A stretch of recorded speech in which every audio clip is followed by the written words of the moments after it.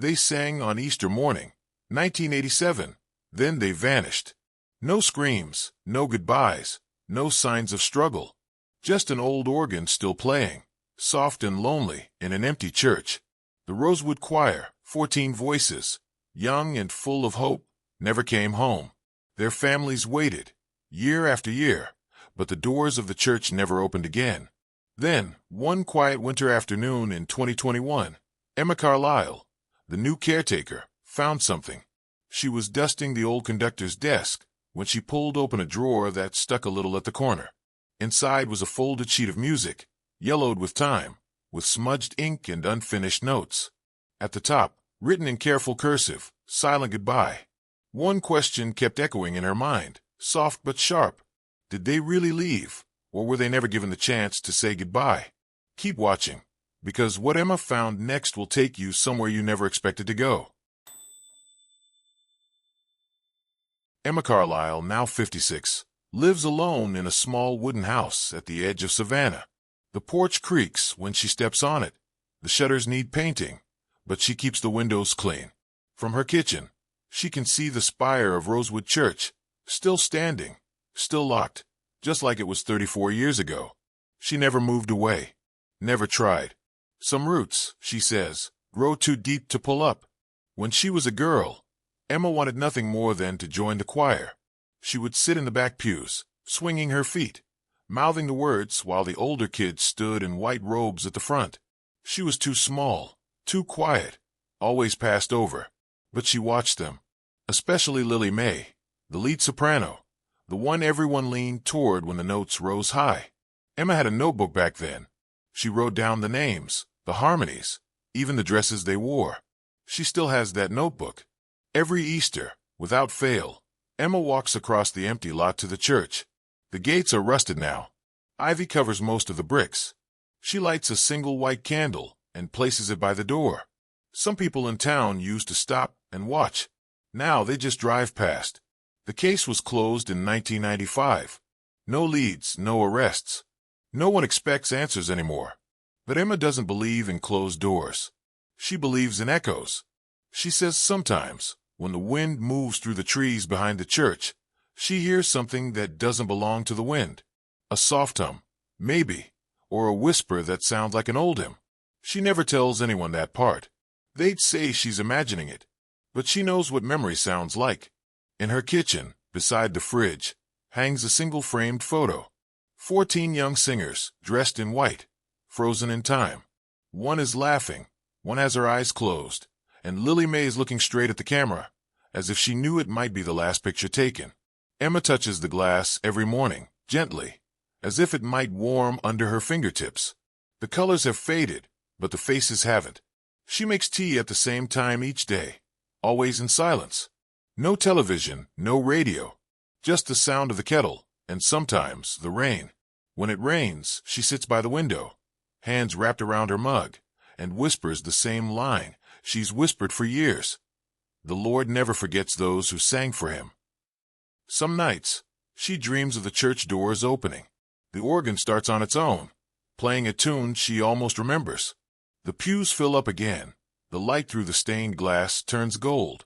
Then she wakes, always just before someone speaks. She doesn't know what keeps pulling her back. Maybe it's guilt. Maybe it's grief. Maybe, deep down, she still believes someone out there is waiting for someone like her to keep listening. It started with dust. Thick, clinging dust that coated everything in her father's old study. Emma hadn't stepped into the room since the funeral, not really. She had passed it, glanced at it, but never entered.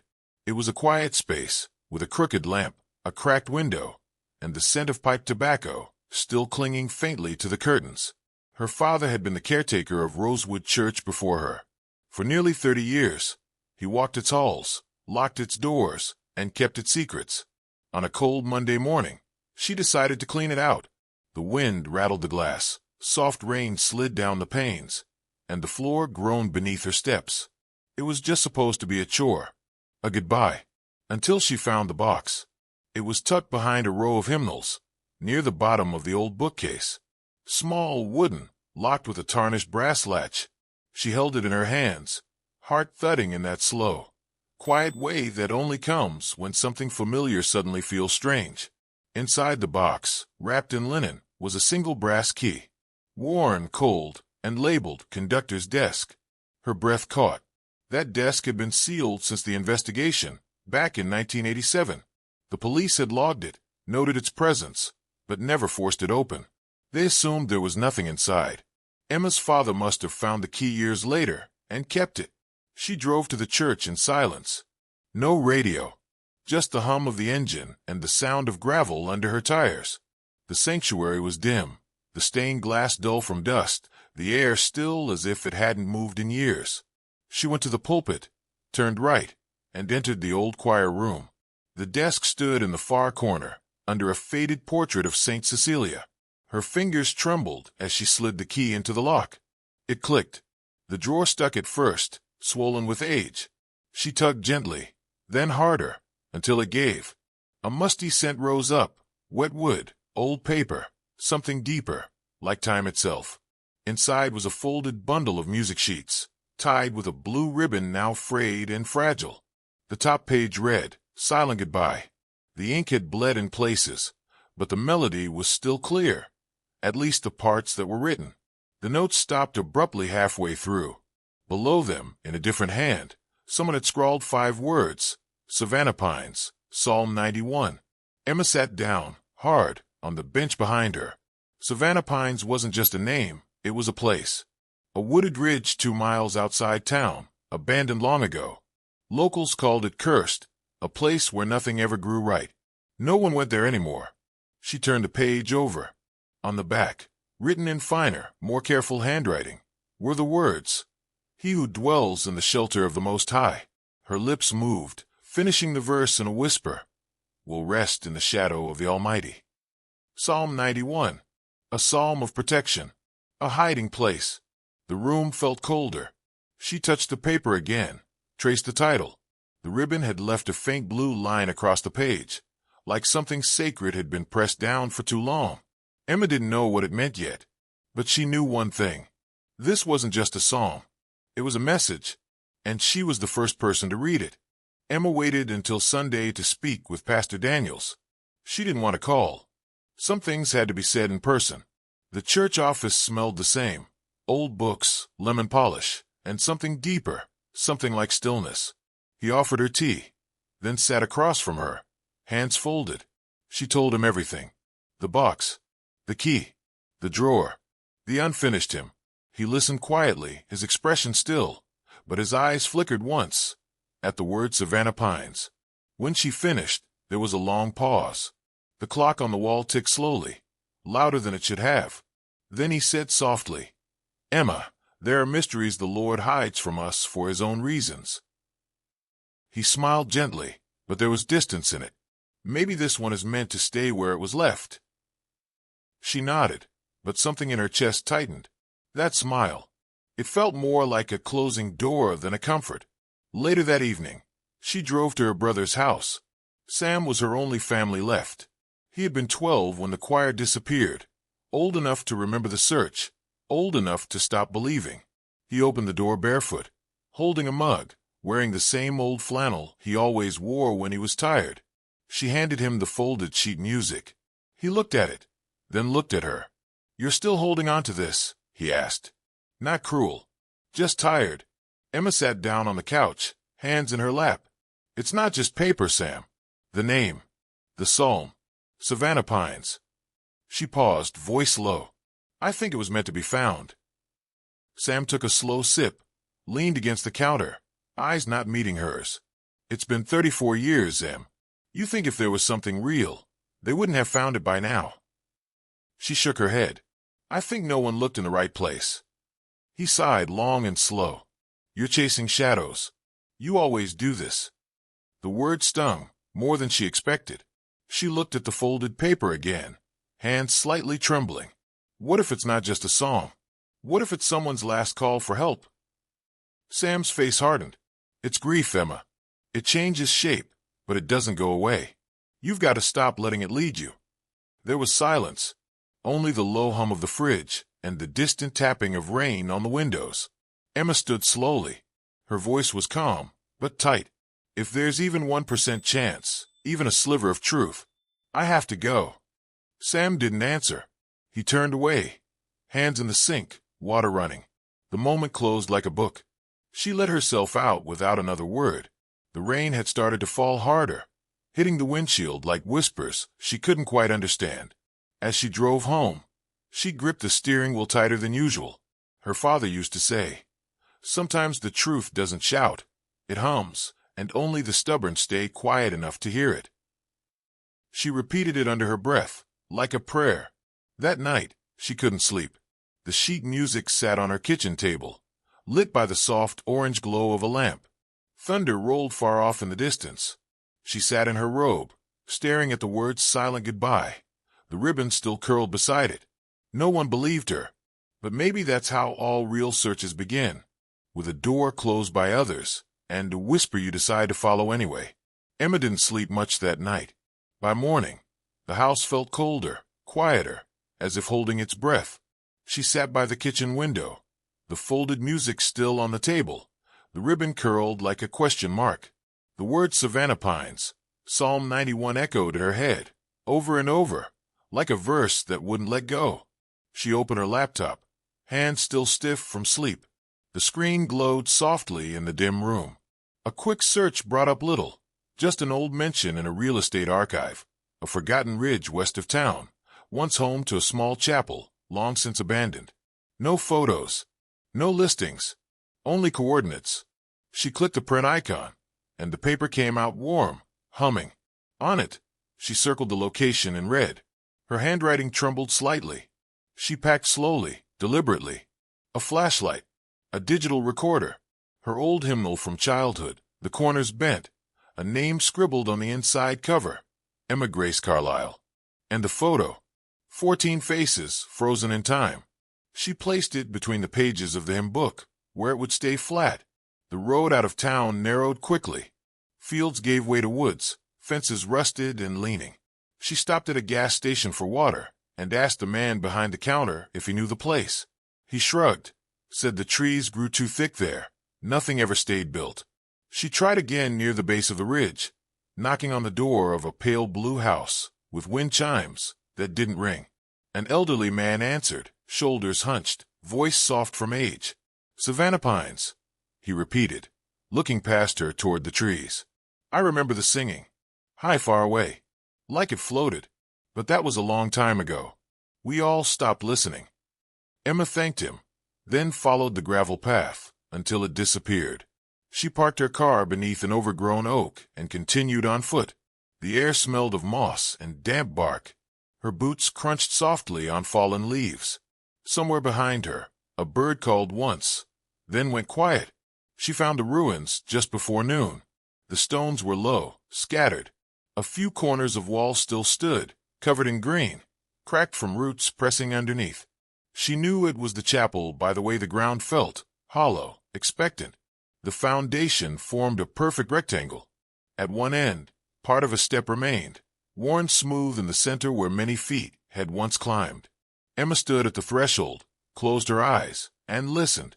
The woods were still. A branch creaked in the wind, but nothing else moved. She stepped inside the broken outline of the chapel, feeling the pull of memory even though she'd never been there before. And then a sound. Soft, too faint to be real, yet it was. A voice. Just one. Not words, but a melody. Not near, but not far. It rose for only a moment, as if someone had exhaled music through stone. Emma froze. Her breath caught in her throat. The flashlight hung loose in her hand. She turned slowly toward the wall where the sound had come from. Her heart beat in her ears, sharp and slow. For a long second, nothing happened. Then, from behind the broken masonry, the sound came again, clearer this time. A hum, steady, mournful. She stepped forward, eyes wide, breath shallow. One hand touched the cold stone. The other clutched the hymn book tight against her chest. Somewhere beyond the wall, something had waited, and now it had started to sing. Emma stepped through the crumbling archway, careful not to shift the loose stones beneath her boots. The inside of the chapel smelled like wet ash and old wood, the kind of scent that clings to fabric and memory. The light through the broken roof fell in narrow bands, cutting through the dust like ribbons of time. She held her breath without meaning to. There was something sacred here. Not holy, but preserved. Near what was once the front of the chapel, a broken organ leaned against the far wall. Its wood was splintered, the ivory keys stained yellow and curled upward like peeling bark. But when she brushed her fingers across the surface, she paused. The dust was disturbed. A set of fingerprints. Faint, but unmistakably human. Someone had touched this. Recently. Beside the organ, the altar had collapsed on one side. A thick layer of dust coated everything, but something caught her eye. A Bible, warped from moisture, still sat open on the altar's edge. The pages were fragile, edges dark. She leaned closer. Psalm 91. He who dwells in the shelter of the Most High. The same verse that had been scribbled on the back of the music sheet. Her mouth went dry. She looked up, her gaze catching on a patch of wall where the plaster had held. There, faded but visible, was a painting. It was amateur work, oil on wood, worn down by time and neglect. The brush strokes were soft, the colors muted. A choir stood in a line, white robes, clasped hands, eyes forward.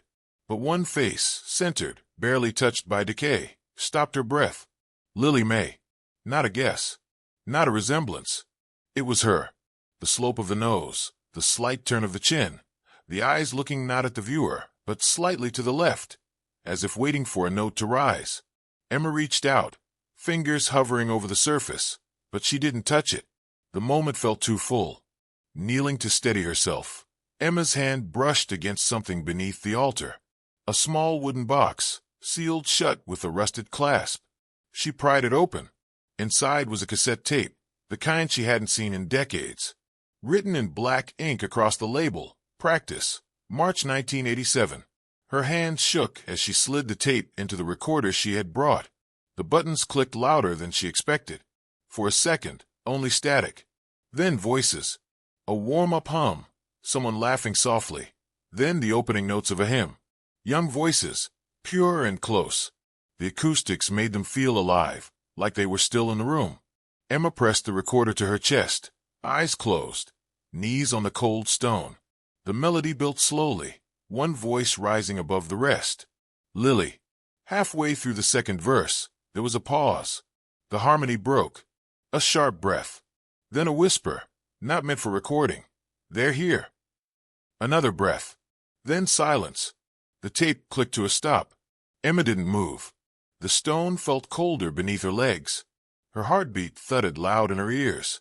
The recorder was still warm in her hand. Her lips parted, but she said nothing. There was no one to speak to. She replayed the voice in her head. Not just the song, but the fear beneath it. A warning. Or a goodbye. She looked around the room again, slower this time. Every crack in the wall, every loose floorboard, felt different now. This wasn't just where they had practiced. It was where they had waited. Someone had left that tape behind on purpose. Someone had wanted to be found. Emma drove back to town in silence. Windows rolled up, the only sound the soft rattle of her flashlight in the passenger seat. The rain had stopped, but the sky stayed gray, as if the day hadn't decided what it wanted to be. Her hands still trembled a little. The tape, the voice, the whisper. They're here. It wasn't just memory anymore. It was something real. She went straight to the library. The building hadn't changed much since she was a girl. Same smell of paper and dust. Same buzz of the fluorescent lights overhead.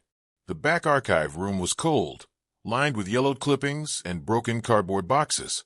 She spent an hour going through microfilm, scrolling through old headlines. Most of them said the same thing. Church choir missing, no evidence of foul play. The wording hadn't aged well. They made it sound like the group had simply wandered off. But then she saw it. A photo she didn't remember seeing before. Paul Whitaker, the choir's conductor, standing beside the group, taken just minutes before the Easter performance. He looked directly at the camera. His expression caught somewhere between pride and pressure. But it wasn't his face that stopped her. It was his eyes. He wasn't looking at the camera. He was looking past it, off frame, his brows drawn together. Something, or someone, had his attention. Emma turned and walked to the front desk. Martha Jenkins had worked at the library for longer than anyone could remember. She was in her 70s now, hair in a tight bun, cardigan pinned with a silver cross. When Emma asked about the photo, Martha paused, her fingers frozen over the checkout stamp. "I remember that day," Martha said quietly. "People talked. Not in the papers, but around town. Someone said they saw a white truck parked behind the church that morning. Not part of the plan. No one followed up. Maybe they didn't want to." Emma leaned forward. "Do you remember who said it?" Martha hesitated. Then, old Mrs. Bell sold sweet rolls outside the general store. "She told my mother she heard music coming from the hills that afternoon." Then nothing. A flash, like a camera shutter, went off in Emma's mind. She could see it. An old woman wiping her hands on her apron, looking up from her porch, hearing a choir in the distance. Then silence. Back in the archives, Emma kept digging. In the bottom drawer of a cabinet marked Maintenance and Staff, she found a folder labeled Repairs, Spring 1987. Inside was a list of contractors, painters, electricians, and one plumber, Jonathan Voss, hired for a brief job in March. No forwarding address. No follow-up. Her fingers hovered over the yellowed page. She typed the name into her phone, heart knocking against her ribs. A single listing appeared, old and inactive. But there was a number. She called. It rang once, twice. Then someone answered. A man's voice, raspy, tired, surprised. "Hello." Emma spoke slowly. "I'm looking for Jonathan Voss. Did you do work at Rosewood Church in 1987? A pause. Then a sigh. "I don't know anything," he said. "I was told to keep quiet." Her mouth went dry. Told by who? He didn't answer. She heard breathing, something being shuffled. "Please," she said. "People are still missing." He whispered, like it hurt to say it. Savannah Pines wasn't the end. It was just a place they let people think was the end. They were hidden somewhere else. Closer. The line clicked dead. Emma stood there, phone still at her ear, staring out the library window. The rain had started again, soft and slow. Her reflection looked back at her, eyes wide pale. She whispered, not to herself, but to the 14 faces in her mind, "I'm not turning back." The next clue led Emma to a smaller church on the outskirts of town, nestled beside the old hospital. It had once been part of the Rosewood parish, but after the merger in the late 80s, it was decommissioned and used for storage. Most people had forgotten it was there. The siding was faded, the steeple cracked, and vines curled through the broken stained glass like veins. Emma had passed it 100 times without a second thought, but something in her gut tugged her back now. Inside, the pews were gone, replaced by dusty crates and broken furniture. The air smelled of rust, paint, and something older, like sealed wood that hadn't breathed in years. She moved slowly, running her fingers along the edge of a cracked pulpit, until she noticed the floor. One corner had new tile, cleaner, smoother, out of place. She knelt, tapped it lightly. Hollow. Emma called her friend Alan, who sat on the town council. He owed her a favor.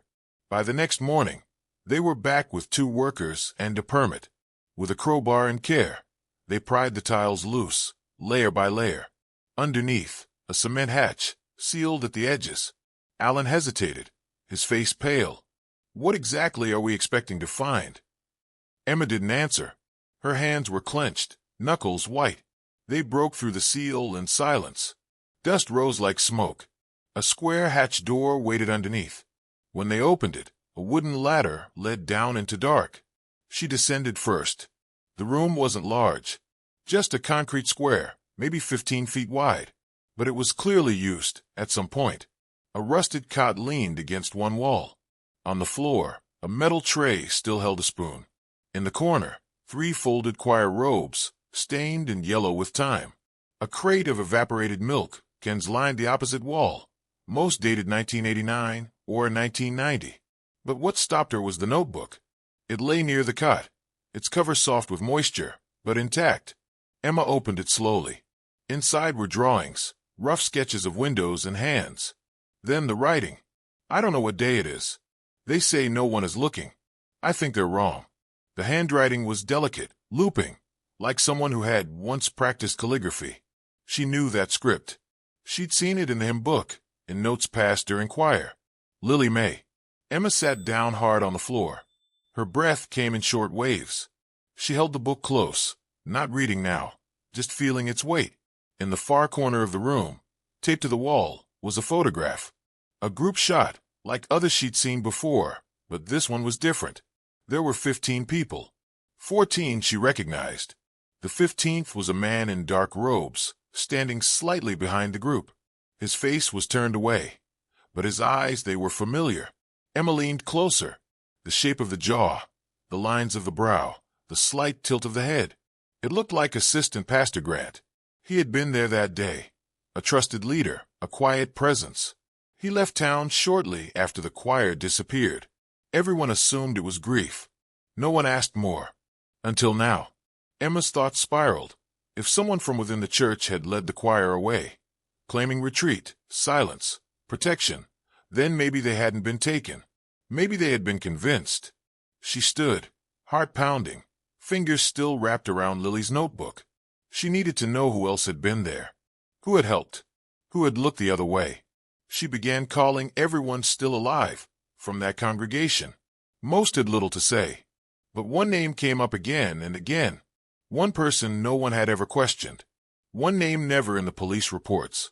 And Emma knew. She was getting closer. It was just after 9 p.m. when Emma pulled into her driveway.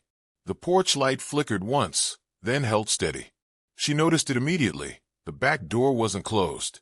It stood open by less than an inch, swaying gently in the night air. Her keys clinked in her hand. The air smelled like dry leaves and old wood. Inside, nothing seemed missing. Nothing broken.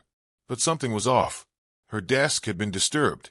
The folders she had organized that morning, clippings, transcripts, her notes on the choir's disappearance, were no longer in order. Some pages had been flipped. One envelope was upside down. There were no fingerprints, no sign of forced entry. Just a quiet rearranging. A warning. Emma didn't call the police.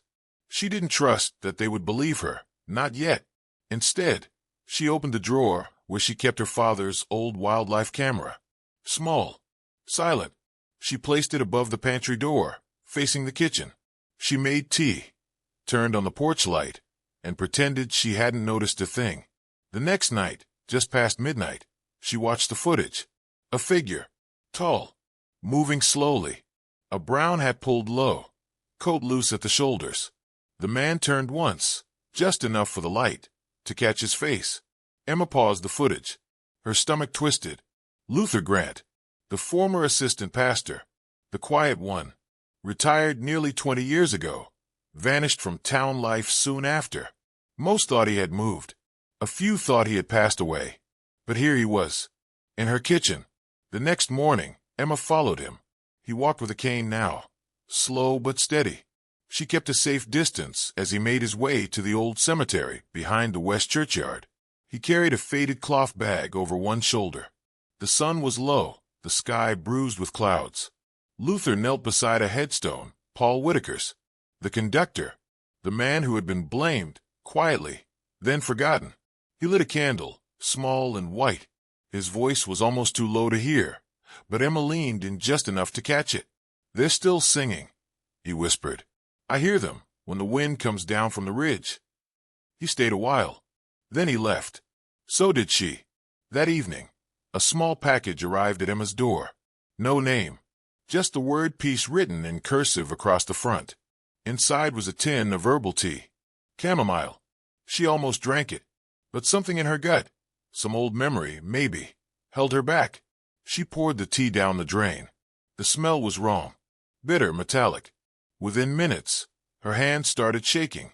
She vomited, knees against the cold tile of her bathroom floor. But she had been ready. Earlier that day, she had planted a recorder under her kitchen table, just in case. The audio was fuzzy, but clear enough. She heard her own footsteps upstairs. Then the door. Then a voice, low, slow, unmistakable. "You should let the past rest, child. Dig too deep, and you'll bury yourself." Luther had come back. Not to comfort, not to confess, but to silence her. Emma sat at her table, the recorder playing softly. Rain tapped against the window. Outside, the wind stirred the bare trees. Inside, Her hand shook, but not with fear. She had what she needed. His voice. His words. His presence. He had wanted her to forget. Instead, he had confirmed everything. Emma didn't sleep.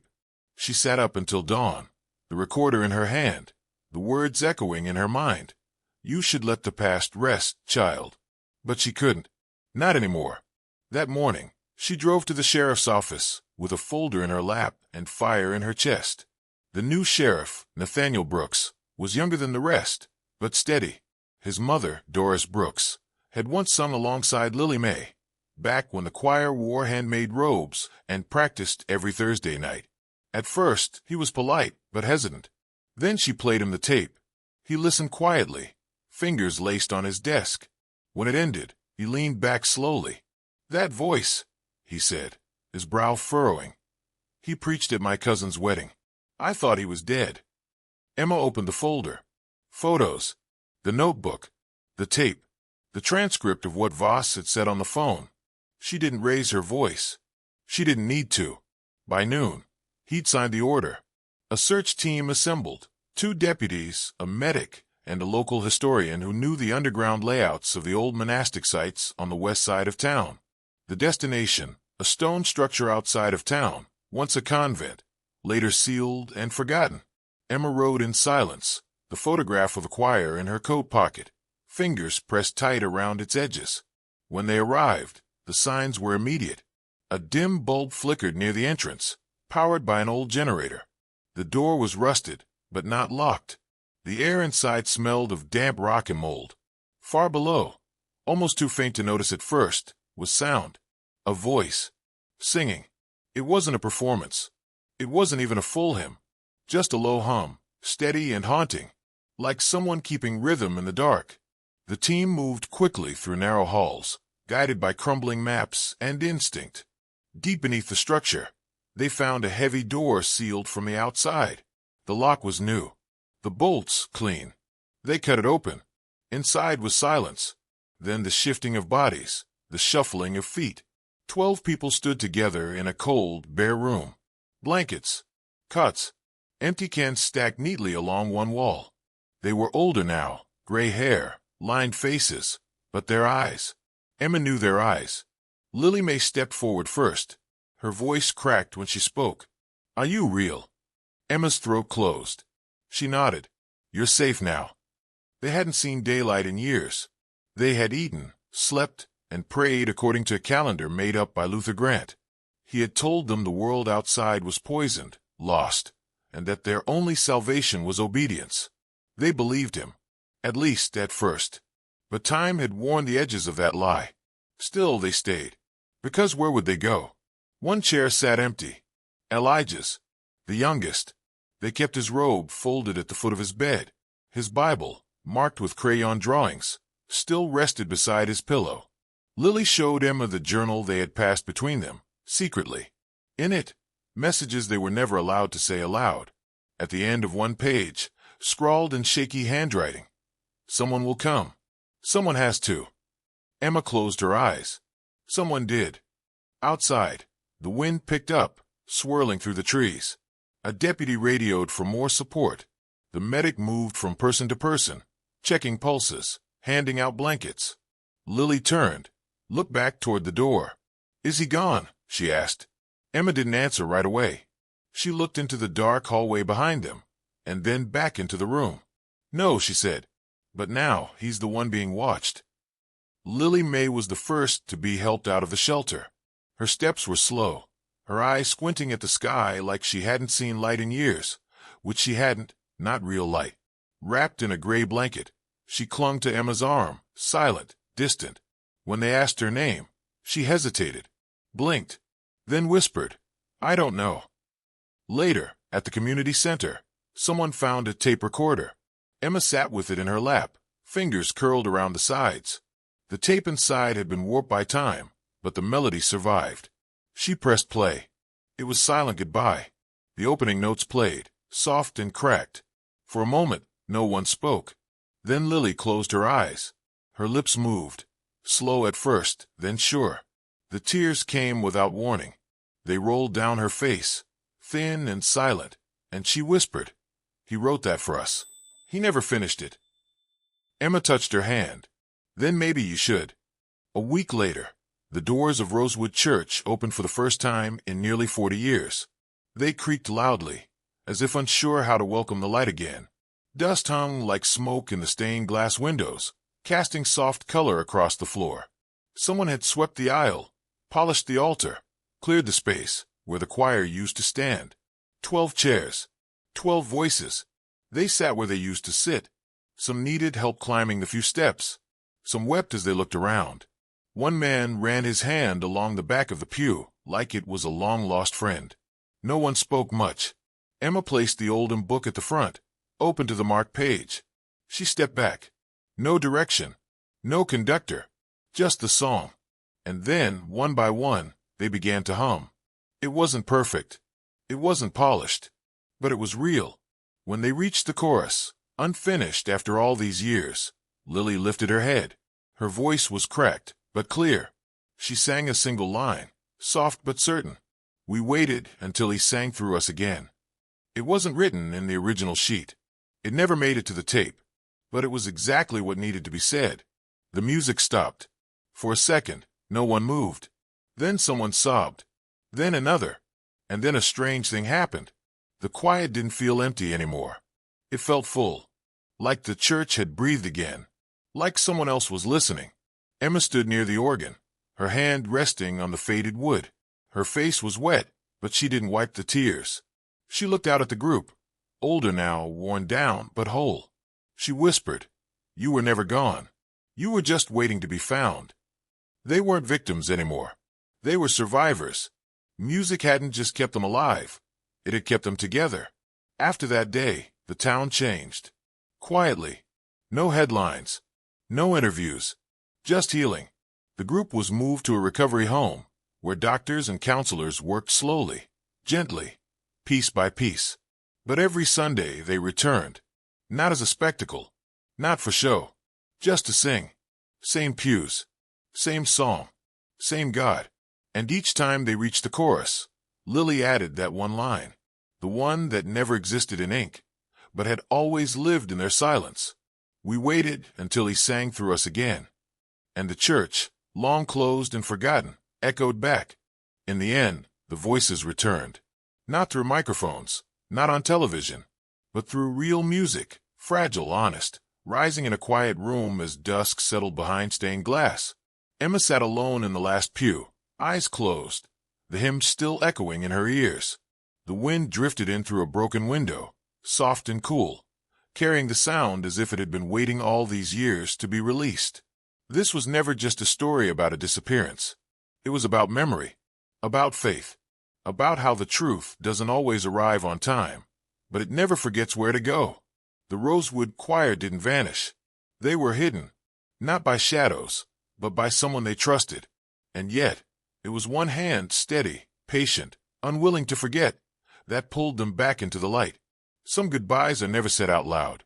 Some songs are left unfinished, tucked away in drawers, too painful to complete. But sometimes, if someone is willing to open what's been closed for too long, a goodbye can become a welcome. A melody can return. That night, as the church emptied, Emma stayed behind. Her hand rested on the old organ, its keys worn smooth. She didn't play. She didn't need to. Outside, the trees swayed in silence. But inside, the sound of healing lingered. And as the last of the choir stepped out into the night air, someone turned back and whispered, "We waited, but you came." Thank you for following this journey. If someone you love has ever gone missing, or if you've ever held on to hope when no one else did, know this story was for you. Leave a comment below and share your thoughts. And don't forget to like, share, and subscribe. There are more hidden stories to uncover. And sometimes, the ones we lose are still singing.